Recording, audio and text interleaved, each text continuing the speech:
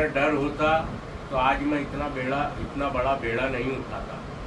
मैं भी दिगर मुसलमानों के जो लीडर नहीं बोल सकते, उन्हें डीलर बोल सकते हैं, जो कौम मुस्लिमा के वोट बेचते हैं दिगर पार्टियों में, मेरे गले में कांग्रेस की गुलामी का पट्टा नहीं है, इसलिए मैं डरूंगा नहीं।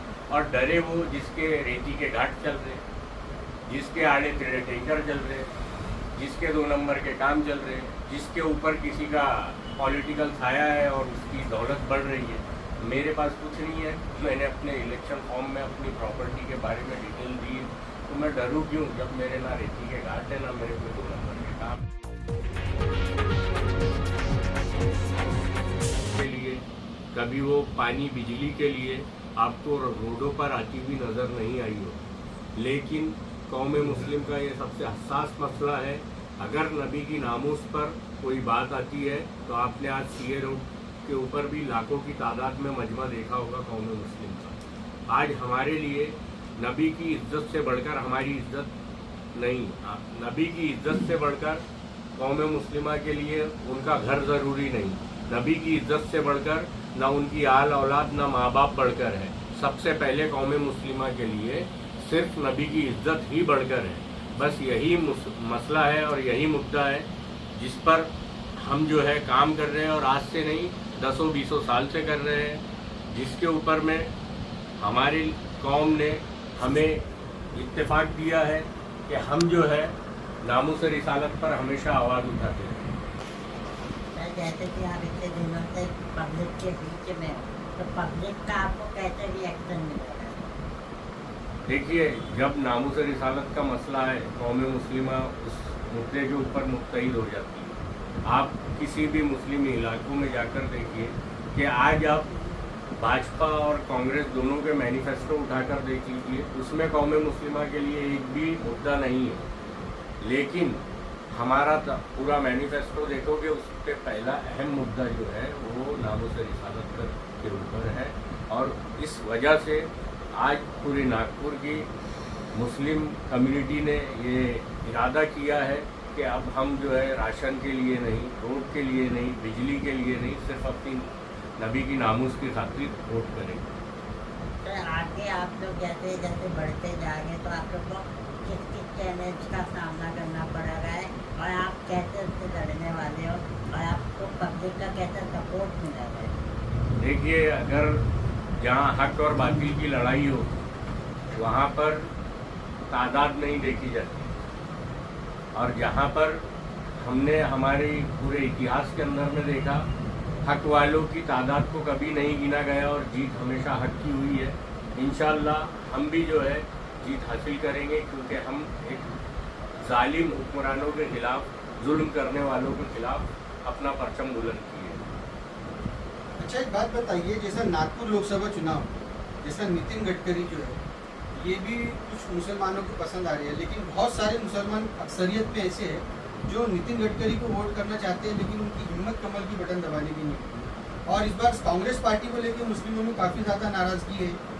तो जैसा हमने कुछ सर्वे कराए थे हमारे, तो आपकी पार्टी के लिए जो है लोगों का ऑप्शन एक बेहतरीन ऑप्शन लग रहा है कि ये पार्टी ऐसी है कि अगर इनका वोट, अगर ये पार्टी जीतती भी नहीं, अगर इनका वोट शेयर हम बढ़ा देते हैं, मुसलमानों का ये कहना आ रहा है नागपुर का कि अगर हम इनका वोट शेयर बढ़ाते हैं तो विधानसभा में हमारी पार्टी को एडवांटेज हो सकता है। तो इस पर आपका क्या कहना है? देखिए, बेशक आज हम खड़े हुए हैं, इंशाल्लाह हम कल दौड़ेंगे, और तमाम देश ये दोनों चेहरों से जो है ना परेशान है।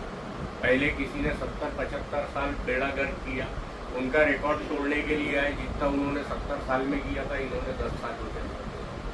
तो आज देश के अंदर में हर कोई ये चाहता है कि थर्ड फ्रंट आए सामने, कोई ऐसी छवि का शख्स आए जिसका बैकग्राउंड क्लीन हो। अक्सर हमने देखा है हमारे यहाँ पे लीडर जो है वो सिर्फ अपना बैनर बदलते हैं, लेकिन शख्सियत वही होती है। करप्शन का आरोप इधर लगता है, उसके बाद में वो चंद दिनों के बाद में आपको भाजपा का कब्जा उड़े हुए दिखता है। तो कुल मिला के जो है ना, जनता को अब ये चीज़ समझ में आ गई है कि मोदी वॉशिंग पाउडर जो है वो ज़्यादा दिन नहीं चलने वाला। जो करप्शन इन्होंने किया हुआ है उनको जनता सबक सिखाएगी, और हम जो है एक बहुत अच्छे विकल्प के रूप में जनता के सामने गए हैं कि थर्ड फ्रंट लेकर, हो सकता है मे बी कि हमको थर्ड फ्रंट के रूप में जब देख रहे हैं, क्योंकि हमने संविधान बचाने के लिए हमेशा आवाज़ उठाई। सिर्फ हमने कौम मुस्लिमा के मुद्दों पर आवाज़ नहीं, हमारी पार्टी का वाहिद मकसद ये नहीं है कि सिर्फ मुस्लिमों तक महदूद रहे, हम माइनॉरिटीज़ की आवाज़ उठाते हैं। देश के अंदर आज सबसे ज़्यादा अगर किसी को प्रॉब्लम है तो वो माइनॉरिटीज़ को है। माइनॉरिटीज़ के मुद्दों को उठाने वाला कोई नहीं, लेकिन उनके वोटों का फ़ायदा उठाने वाला हर कोई है। लेकिन अब देश की जनता जो है बेवकूफ़ नहीं है, वो चाहती है कि रिवॉल्यूशन आए, देश के अंदर में नए लोग, अच्छे लोग सियासत के अंदर में आए, तो हमें अब जो है ग्राउंड लेवल पे लोग पसंद करें। अच्छा, जाते जाते नागपुर के मुसलमानों को कोई अगर आप मैसेज देना चाहें तो क्या मैसेज होगा? देखिए, मैसेज जो है नागपुर की तमाम जो जनता है और मुस्लिम समाज है, वो इतना समझदार है कि जब नबी के नामूस की बात आ जाए तो वो पीछे नहीं हटने वाली। और जाते जाते मैं एक मैसेज देना चाहूँगा, जिनका भी अगर थोड़ा बहुत फेवरेबल वो अगर कांग्रेस की तरफ है, तो मैं उनसे पूछना चाहता हूँ कि भाई वो उनके जो मैनिफेस्टो के अंदर में मुद्दे हैं, उसमें एक भी मुसलमान के लिए कोई मुद्दा मौजूद नहीं। दूसरी चीज़, मैं कांग्रेस से ये सवाल करना चाहूँगा कि कांग्रेस ने जो अपना मैनिफेस्टो के अंदर में मुसलमानों के फेवर में एक भी मुद्दा नहीं रखा, तो ये क्या अपनी बकौती समझते हैं कि इनको तमाम मुसलमानों के वोट मिल जाएंगे आज ये मैनिफेस्टो के अंदर में। और दूसरा, हमारा घोषणा पत्र देखिए आप, उसके अंदर में जो है हमारे मुद्दे जो है वो कौम मुस्लिम के लिए है। जिसके ऊपर जुल्म हो रहा है उनके असल जुल्म को रोकने के लिए हमारे मुद्दे। अगर कोई मुस्लिम कम्युनिटी के लोग कांग्रेस को वोट देना चाहते हैं तो मैं उनसे एक अपील करूंगा, अगर वो उनके कैंडिडेट से लिखवा कर मांग ले कि यह हमारी परेशानी है या हमारे मुद्दे हैं, आप स्टैम्प पेपर पर लिख कर दे दीजिए। अगर 1 साल का हम आपको समय देते हैं, अगर आपने ये मुद्दों को कंप्लीट नहीं किया तो हम उसको कोर्ट में ले जाके आपको डिस्क्वालीफाई करवाने की क्षमता रखें। लेकिन विकास भाऊ ये लिख कर देने वाले नहीं। लेकिन अल्हम्दुलिल्लाह हमने जो मुद्दे दिए हुए हैं, हम कौम मुस्लिम के लिए और अपनी कौम के लिए हमेशा खड़े हुए हैं। हम हारे या जीते, हमने बेड़ा उठाया हुआ है, नामूस रिसालत पर पहरा देंगे और हम हमारी कौम के वोटों को इकट्ठा करके हमारा राजनीतिक वजूद क्रिएट करेंगे। क्योंकि आज समाज के अंदर में हर समाज में अपना झंडा, अपना बैनर लेकर चल रहा है। सिर्फ मुस्लिम समाज ही मुत्तहिद नहीं है, जो हमेशा 70 साल से जो कांग्रेस की गुलामी करता हुआ आया और आज डर के मारे भाजपा की तरफ, जैसे कि आपने थोड़ी देर पहले सवाल पूछा था कि कुछ मुस्लिमों का जो है झुकाव नहीं है भाई, वो डर है। वो कुछ मुस्लिम वो है जिनके 2 नंबर के काम हो सकते हैं, जिनको भाजपा से सोर्स ऑफ इनकम होगा, जिनके गडकरी साहब से पर्सनल संबंध होंगे। इसका आप ये नहीं बोल सकते कि कौम मुस्लिम भाजपा की तरफ जो है उसका झुकाव है। वो सिर्फ वही लोग मिलेंगे जिनका राजनीतिक फ़ायदा हो या उनका पर्सनल जाति मफाद हो, वही उनके साथ घूमते हुए। जिन लोगों की आप बात कर रहे हैं कि पर्सनल उनका पर्सनल जो भी भाजपा के साथ हो सकता है, लेकिन वो पर्सनल के साथ साथ देखने में आ रहा है कि कई नागपुर के मुस्लिम इलाकों में जाकर सभाएं कर रहे हैं और जो मुस्लिम कैडर वोट है उसको कहीं ना कहीं भारतीय जनता पार्टी की तरफ कन्वर्ट करने की कोशिश कर रहे हैं। देखिए, जो खौफ और डर की राजनीति भाजपा ने शुरू करी है ना, उन्होंने आम आदमी क्या, उन्होंने तो बड़े बड़े नेता को नहीं छोड़ा। उन्होंने उनके सामने सिर्फ 2 ही ऑप्शन रखा, एक तो जेल जाओ या तो भाजपा में आओ। लेकिन आम आदमी कहाँ जाएगा? तो आम आदमी को फ़ोटो तो खिंचवाना पड़ेगा गडकरी साहब के साथ, इसीलिए उसके पास और कोई विकल्प नहीं बचता। वो जनता में प्रमोशन के लिए और अपनी सुरक्षा के लिए गडकरी साहब के लिए साथ में जो है फ़ोटो खिंचवा लें। सर, मैं आपसे एक चीज़ जानना चाहूँगा, जैसे कि आप पार्टी में खड़े हुए हैं, आप अपनी बात की कि या तो भारतीय जनता पार्टी में जाना पड़ता है या फिर से करना पड़ता है, तो कुछ इसी प्रकार का डर आपको भी दिखाया गया है कभी?